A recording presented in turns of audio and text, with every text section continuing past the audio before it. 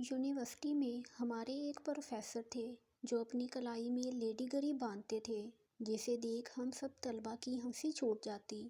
ایک عرصے بعد وائس چانسلر کے ذریعے جب ہم پر انکشاف ہوا کہ پروفیسر صاحب جو زنانہ گھڑی پہنتے ہیں وہ ان کی فوت شدہ بیوی کی ہے، اس واقعے سے میں نے سیکھا کہ کچھ دل بنا بولے بھی محبوب کی رحلت کے بعد بھی الم اور درد محسوس کرتے ہیں۔ ایک دفعہ میرا ہسپتال میں کسی مریض کی عیادت کے لیے جانا ہوا۔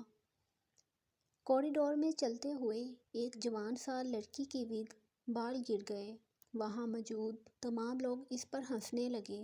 آگے بڑھ کر جب ایک دوسری عورت نے اس کی مدد کی تو وہ روتے ہوئے کہنے لگی، اس میں میرا کوئی قصور نہیں ہے، کینسر نے میرے بال لے لیے، اس لیے مجھے یہ آرٹیفیشل وگ لگانا پڑتی ہے۔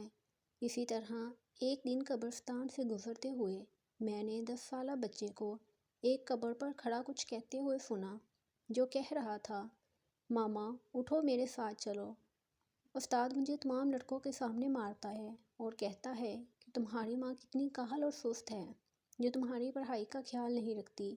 کسی کی ظاہری حالت دیکھ کر ہمیں کسی قسم کا مذاق یا کسی قسم کا غلط ری ایکشن نہیں دینا چاہیے۔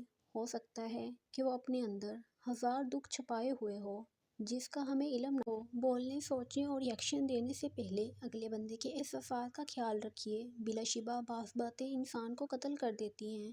زبان سے نکلنے والے الفاظ دو دھاری تلوار کی طرح ہوتے ہیں۔